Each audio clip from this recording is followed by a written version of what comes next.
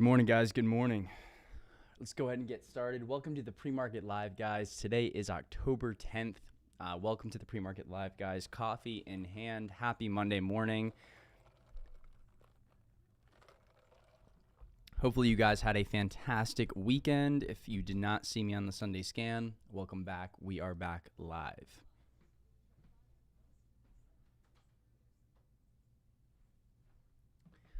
All right, guys, we're going to go ahead and jump right into things.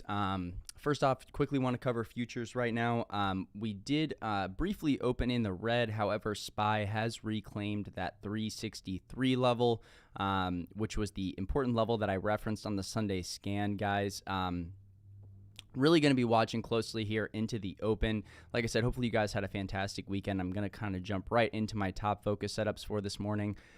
Quickly want to cover, like I said, SPY is reclaiming this 364 mark now after reclaiming that 362.89 level. Over this 364 level, guys, I am going to be looking for that 366 mark on the S&P 500 and possibly a test of that 367.8 level. We did just have some comments from Fed President Evans. As you guys know, he is definitely one that carries a more dovish tone. He's one of the only Fed presidents that carries a little bit more of a dovish tone. He spoke about the uncertainty and the amount of rates should rise. So, a little bit of some dovish speak there from Fed President Evans. He's going to be on CNBC in a little bit towards the open. Quickly want to reference, guys, so the S&P 500 is over that key level at that 363 level and now pushing towards that 364.5 area. Pre-market low, we did touch down at that 360 mark in pre-market this morning, guys. Quickly, I want to cover my top focus setups for today. So number one top focus setup for me, guys, is likely going to be Tesla. Obviously, Coinbase had some price target news, so I am going to be watching that off the open alongside Rivian short side. But on the long side, Tesla definitely going to be a focus name for me here off the open, guys. Definitely showing some relative strength here in pre-market as far as the mega cap tech names go.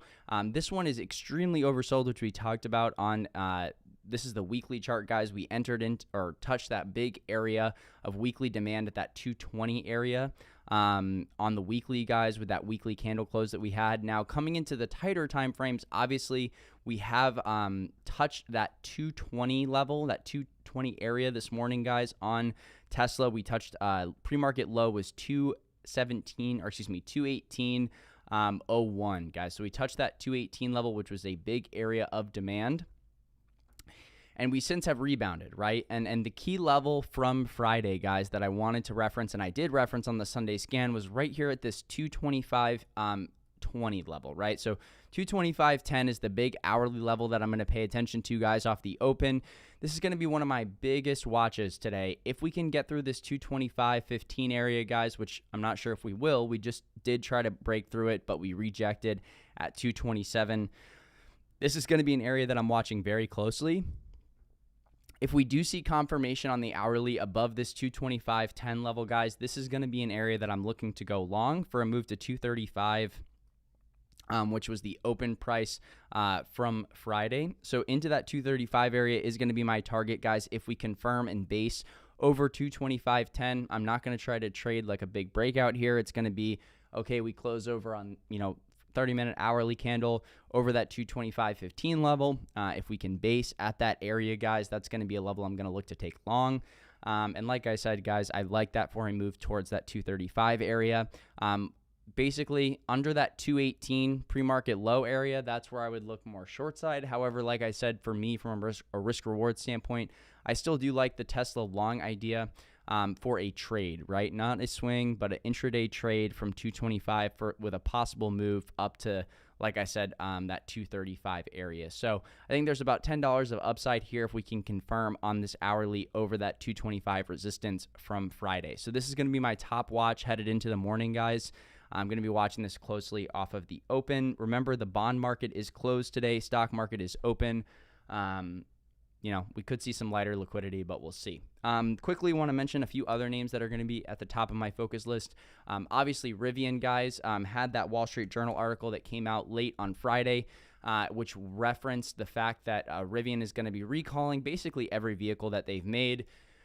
If you watch the Sunday scan, you know I said I thought Rivian would open up in pre-market at that $30 level. Lo and behold, we tested that massive area of demand on Rivian this morning at that $30 level. That's our pre-market low from 7 a.m., guys. As you can see, we dumped down towards that $30 level.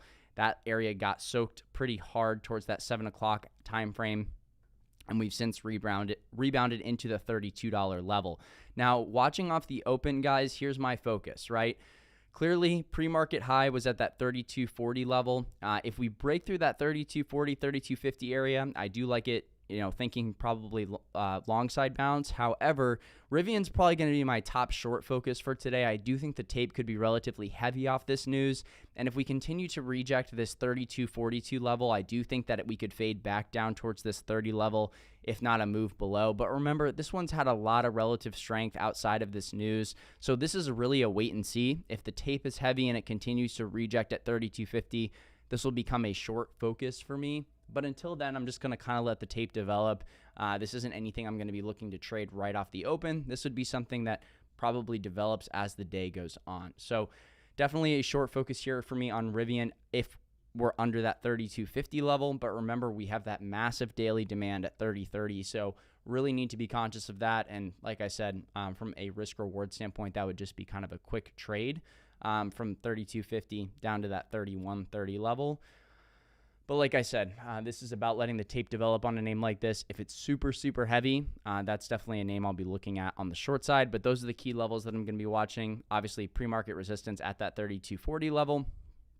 And then, like I said, massive daily demand and weekly demand at that 30.30. And that $30 psychological level obviously is going to be key as well. Two other names that I do want to talk about that are going to be at the top of my focus list today. Coinbase did have some news on a Barclays upgrade.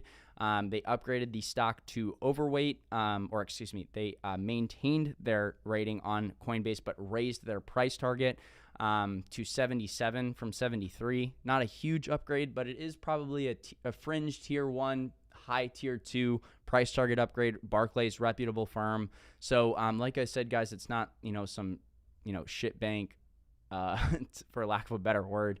Price target upgrade, it's a decent upgrade, and it's a name that is reputable and does carry some weight, but we'll just have to see how the tape backs. Bitcoin is trying to regain that 19.4 level. We'll see how rates act today, but this one is definitely a watch for me. We know the key level here. If you've been trading it alongside me, you should know it as well.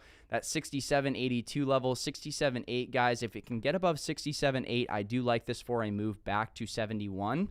As you can see, that was a big trigger to the downside that caused a pretty big move down towards that 65 level on Friday. So if we reclaim 67.82, as you can see, there's a lot of overhead resistance that's being tested here. No trigger, no trade. So if it does not confirm above 67.8, there's no trade for me here. However, this does have some nice upside potential over that 67.8 level to that 71.16 area. So I do like that. Below 65.20, definitely think there could be some short side trade opportunities here. However, we were down 10% on Friday.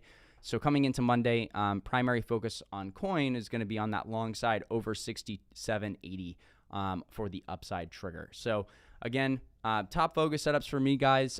Tesla long over that 225.10 level. Rivian short versus that 32.40 area. And then, like I said, Coinbase did have that price target upgrade. So if we can confirm upside above 67.80, that's definitely going to be a long focus for me. One other name that I do want to mention today, DKNG. I want to see how the tape acts again here today, but we did have that news with Disney and ESPN. Where this becomes a high confidence trade for me is if we test the 16.25 to 16.30 area. That's a strong daily support level, and this is coming off some really, really good news. I would be willing to probably take a decently sized long at that 62.25 level if we get it. Key upside break is going to be 16.90 and then upside into 17 plus. So definitely one to watch if the market has some overall relative strength there on DKNG. PayPal, another downside watch for me, but those are going to be my top 4 focus setups this morning, guys. Off the open, going to be watching DKNG and Coin. Those are those growth names that tend to kind of get their moves in the first hour or so. Tesla is one that I want to see develop a little bit more. I love the idea there, but it needs to confirm over that level or there's no trade opportunity for me. There's only an A+ setup if that hourly candle can close and confirm over that 225.10 level. And remember, that's a little bit of a larger time frame candle close. So we'll see how the volume acts off the open. And then, like I said, as far as short focus goes, Rivian is probably the name that I like short the most. If it continues to reject 3240, that's going to be a short focus for me. So I'm going to go ahead and hop on the Discord live trading. If you're new, just head over to the Discord on the left-hand side. You'll see the live trading tab, little speaking emoji next to it. You can click on it and listen to me live trade until 11 a.m. Eastern Standard Time. And then Debook Trading will be hopping on along with Willie Meat Sauce and Joey Trades. If you are not aware, Debook Trading will also be used in the private Twitter this week alongside me. In tandem, we're going to try to keep that as clean as possible. I will see you guys on the pre-market or on the live stream trading, guys, on Discord, boys. See you guys there in a few minutes. Peace.